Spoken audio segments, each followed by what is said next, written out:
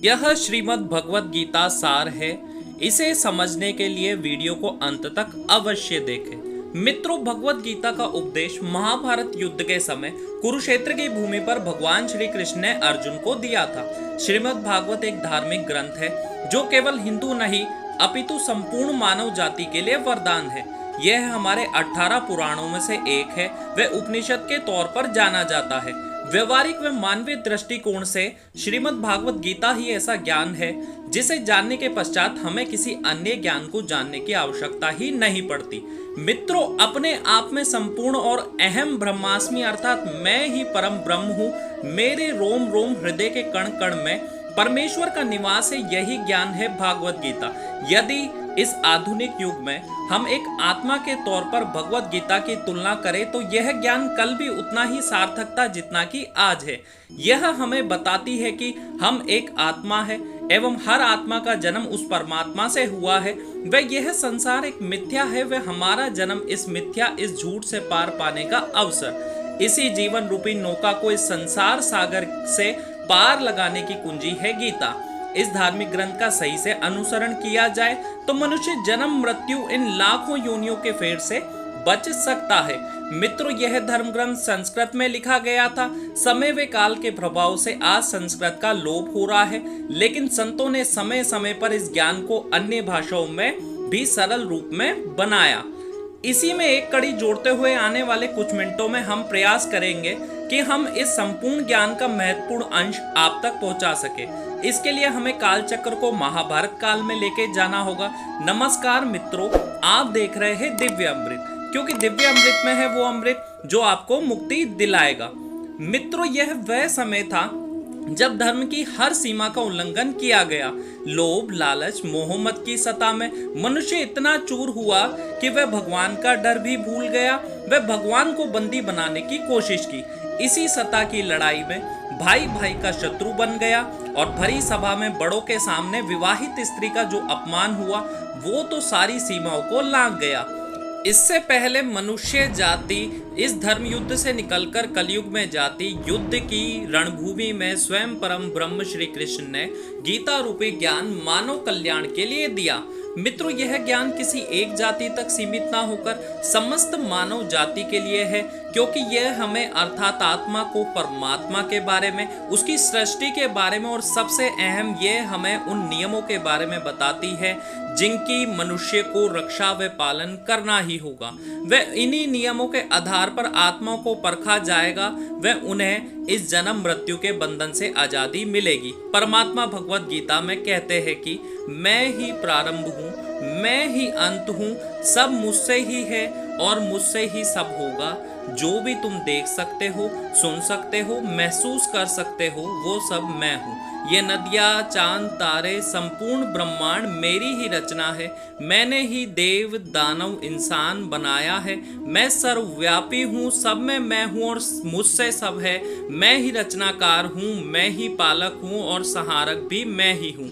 ये सृष्टि इसी प्रकार बनती रहेगी, बिखरती रहेगी, ताकि हर आत्मा को मौका मिल सके उस परम आत्मा से मिलने का। भगवत गीता कहती है कि हमारा शरीर पंचभूतों से बना है और 5 इंद्रियां ही इसे सब महसूस कराती है। लेकिन अगर इन 5 इंद्रियों की समझ से कुछ परे है तो वह है परमात्मा। आत्मा इन इंद्रियों से उन्हें नहीं जान सकती है।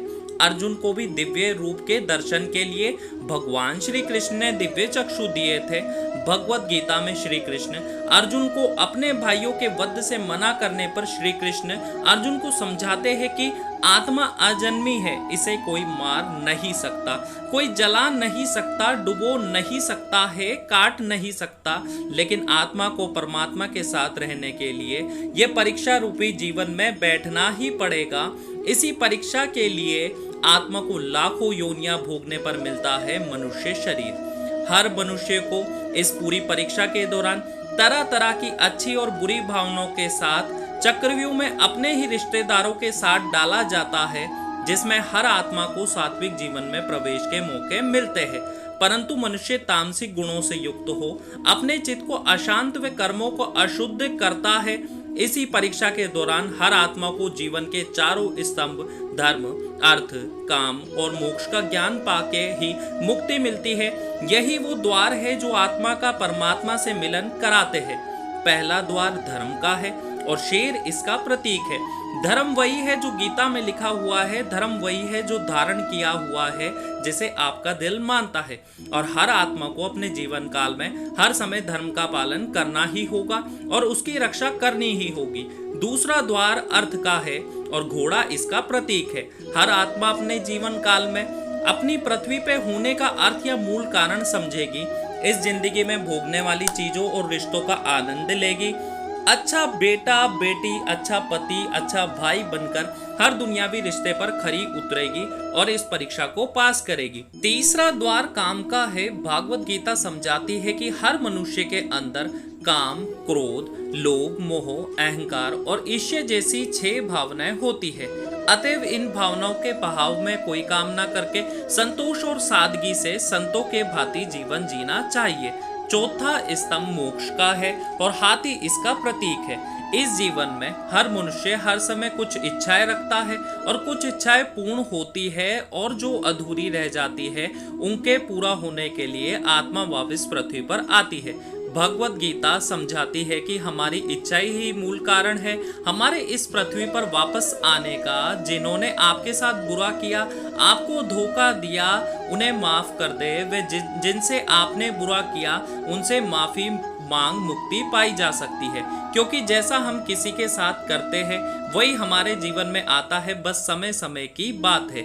जब आत्मा इन चारों दरवाजों धर्म, अर्थ, काम और मोक्ष को समझ लेती है तो वह इस पृथ्वी लोक पर वापस नहीं आती। परीक्षा का समय खत्म होते ही आत्मा शरीर व शारीरिक सुख पहचान खो देती है। तब उसके बुरे अच्छे कर्मों का हिसाब होता है। यही कर्म स्वर्ग नरक के कारण है। यह चक्र चलता रहता है जब तक आत्मा परमात्मा के साथ योग को समझ नहीं लेती है। भागवत गीता समझाती है कि मनुष्य अपने शरीर, दिमाग या दिल से भगवान को पा सकता है। शरीर द्वारा किए गए कर्मों के माध्यम से परमात्मा को पाने को कर्म योग कहते हैं। ऐसे कर्म जो दूसरों के कल्याण के लिए हो, उनसे परमात्मा को पाया जा सकता है। श्रीमद् भागवत समझाती है कि एक आत्मा दिमाग से परमात्मा के साथ योग लगा सकती है। इसे राजयोग कहते हैं, क्योंकि दिमाग या मस्तिष्क सब इंद्रियों का राजा है। एक मनुष्य अपनी आस्था, श्वास प्रणाली, अभ्यास, साधना और तपस्या से भगवान को पा सकता है। इसके लिए उसे कुंडलिनी को समझना पड़ेगा। परमात्मा भगवत गीता में कहते हैं कि अगर किसी आत्मा को धर्म भी समझ ना आए, योग भी समझ ना आए, तो वो मेरी शरण में आए, मैं उसके सारे पाप माफ कर दूंगा। परमात्मा को ऐसी दिल की गहराइयों से पुकार के पाने को भक्ति योग कहते हैं। चैतन्य महाप्रभु, मीराबाई, हनुमान जी इसके उदाहरण हैं। लेकिन कभी आत्मा अपने होने का मूल कारण भूल के धर्म का उल्लंघन करे या पाप के रास्ते पर निकल पड़े तो उसे ठीक करने के लिए मैं स्वयं अर्थात परमात्मा पृथ्वी पर आते हैं। तो मित्रों, आइए श्रीमद् भागवत गीता को पूरा पढ़ परमात्मा के साथ योग लगाए। आपको यह सार पसंद आया हो तो कमेंट में जय श्री कृष्णा अवश्य लिखेगा व चैनल को सब्सक्राइब कीजिएगा। जय श्री राम।